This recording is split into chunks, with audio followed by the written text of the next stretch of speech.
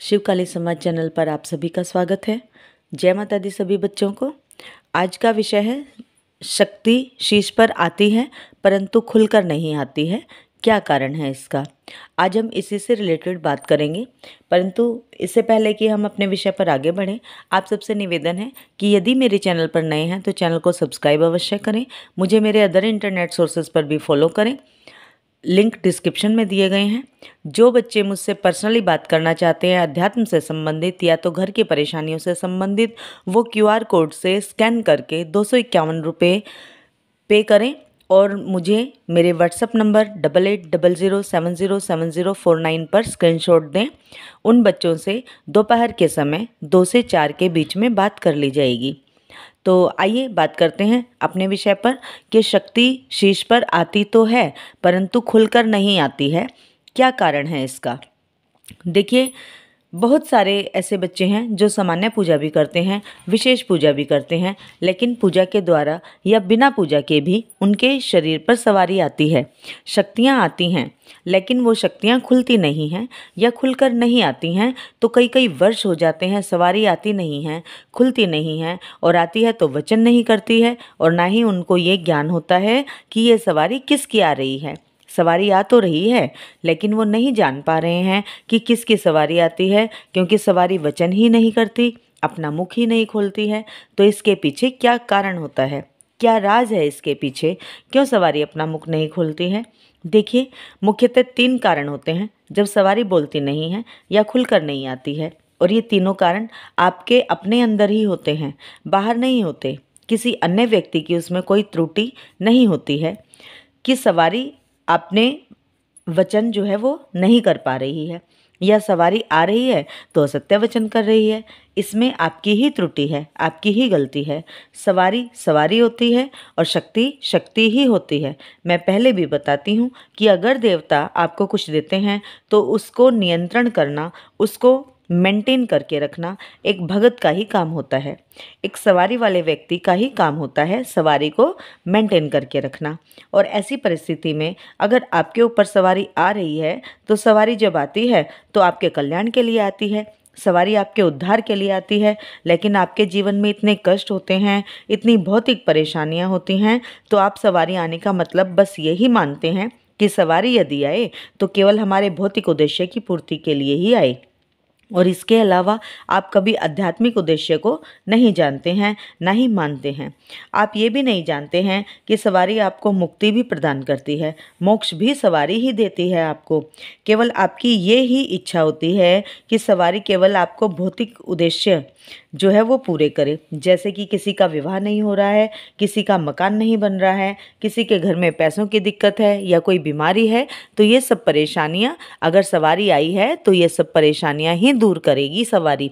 इसके अलावा आप आध्यात्मिक मार्ग पर क्या उन्नति कर सकते हैं सवारी के साथ, इस पर भी कोई विचार नहीं करते हैं आप। यहीं पर आपकी गलती होती है, यहीं पर आपकी सबसे बड़ी त्रुटि होती है कि आप सवारी से केवल भौतिक कार्य ही चाहते हैं। आध्यात्मिक कार्य और सवारी के प्रति जो आस्था होनी चाहिए, विश्वास होना चाहिए, समर्पण होना चाहिए, वो आपके मन में बिल्कुल नहीं होता है।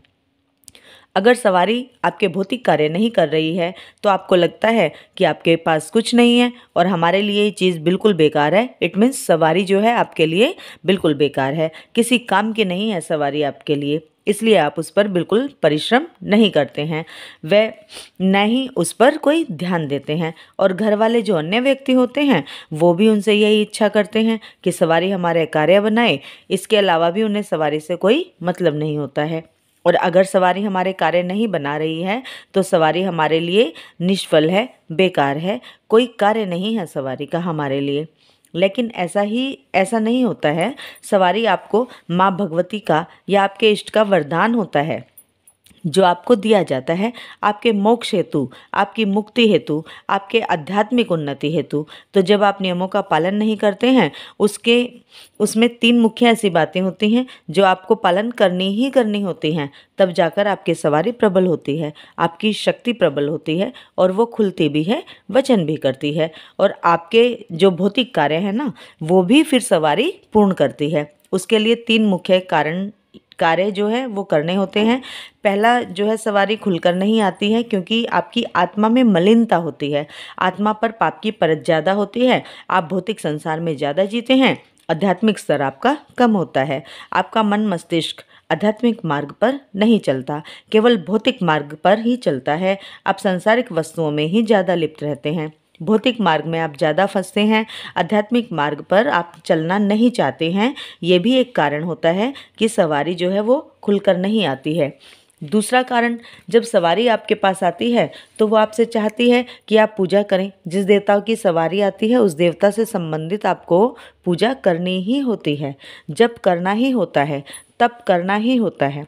आपको हवन करना पड़ता है, आपको भोग देना होता है, लेकिन उससे संबंधित ना तो आप जाप करते हैं, ना पूजा करते हैं, ना तप करते हैं, ना हवन करते हैं, जो कि सवारी को वास्तविक रूप से बल देता है, जो कि महत्वपूर्ण भी है। तो इस कारण से भी आपकी सवारी खुलती नहीं है। वर्षों बीत जाते हैं, हमने ऐसे ऐसे व्यक्ति देखे हैं, ऐसे ऐसे बच्चे देखे हैं कि जो ये कहते हैं कि हमें 10-10 या 20-20 वर्ष से सवारी आ रही है लेकिन खुलती नहीं है, वचन नहीं करती है। वो पूछते हैं कि क्या कारण है, सवारी पहले आती थी अब नहीं आ रही, या फिर आती है तो वचन नहीं करती है। तो ये समझने वाली बात है बच्चों कि आप खुद एक कारण हैं सवारी के ना खुल पाने का, वचन ना कर पाने का। जब लोग हमसे पूछते हैं कि माँ सवारी खुलकर नहीं आ रही है, क्या कारण है, तो मैं यही बताती हूँ अपने बच्चों को कि सवारी जो है वो अपने आप खुल जाएगी। सवारी पर आपको परिश्रम करना होगा, सवारी से संबंधित कार्य आपको करने होंगे, जब तब पूजा पाठ हवन भोग आदि सब आपको करना होगा।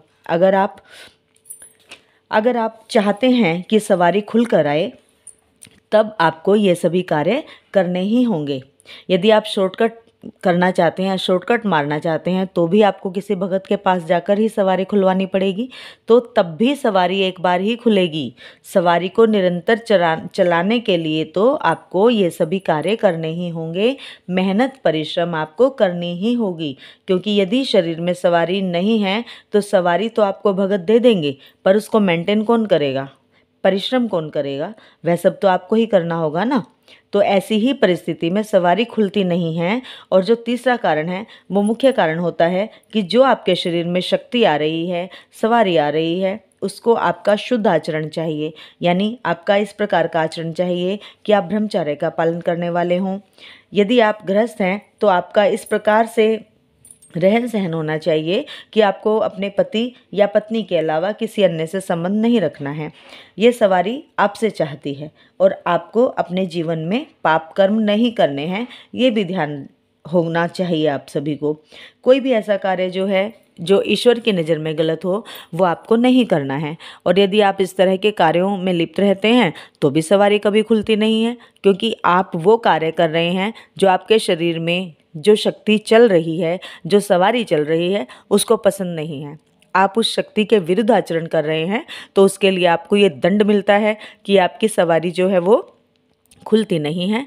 तो ये मुख्य 3 कारण होते हैं जिस कारण सवारी नहीं खुलती है, आती नहीं है, वचन भी झूठे करती है, और ये तीनों कारण आपके स्वयं के अंदर हैं। फिर आप ये कहते हैं कि शक्ति या सवारी को किसी भगत ने बांध दिया है, तुम्हारे गुरु ने बांध दिया है। जो कि मेरे भी 1-2 बच्चे जो पहले आए थे अब चले गए हैं, उन्होंने मुझे इस बात से ब्लेम किया कि मेरी शक्तियों को गुरु ने बांध दिया, जबकि कमी उनकी अपनी ही थी। शक्ति सवारी उनके पास थी, परंतु परिश्रम वो बच्चे नहीं करना चाहते थे, उन्हें पकी पकाई खिचड़ी चाहिए थी। क्योंकि ये मैटर भी करता है कि यदि आप परिश्रम करोगे तभी आपको आपके परिश्रम का फल जो है और भी अच्छा और मीठा प्राप्त होगा। पकी पकाई खिचड़ी खाने में भी हमें थोड़ी सी मेहनत तो करनी ही होती है और अपने हिस्से का कार्य तो हमें करना ही होगा। तो सवारी जो है वो इन सभी कारणों से रुष्ट होकर चली जाती है और नहीं आती है, कभी भी नहीं आती है। स्वप्न में भी अगर आपको दर्शन होते थे तो स्वप्न में भी दर्शन नहीं होते हैं ऐसी अवस्था में। फिर आप कहते हैं कि किसी ने हमारा बंधन कर दिया है, हमारे ऊपर तंत्र कर दिया है, जबकि वो शक्ति का दंड होता है जो आपको दिया जाता है। तो इन तीनों ही परिस्थिति में आपकी सवारी खुलती नहीं है। आप जीवन भर परेशान रहते हैं, एक वरदान लेने के बाद भी आप उसका कोई सुख नहीं पा सकते हैं। ना तो आध्यात्मिक उन्नति का कर पाते हैं, ना भौतिक सुख ले पाते हैं, ना ही जन कल्याण कर पाते हैं। तो इन 3 गलतियों के कारण ही आपकी सवारी खुलकर नहीं आती है। तो आप चाहते हैं कि आपकी सवारी खुलकर आए, तो आपको इन तीनों गलतियों को सुधारना होगा। आपकी सवारी स्वतः ही फिर खुल जाएगी, समय जरूर लगेगा। ऐसा नहीं है कि आपने आज से ही नियम पालन, पूजा पाठ, ब्रह्मचर्य शुरू किया है तो आज ही सवारी खुलकर आ जाएगी। इसमें समय जरूर लगेगा, परंतु खुलकर सवारी जरूर आएगी। तो आशा करती हूँ आज की जानकारी आप सभी को पसंद आई होगी। यदि पसंद आई है तो वीडियो को लाइक अवश्य करें, कमेंट्स अवश्य करें। जय माता दी सभी को। जय शिव शक्ति, जय महाकाल, जय महाकाल।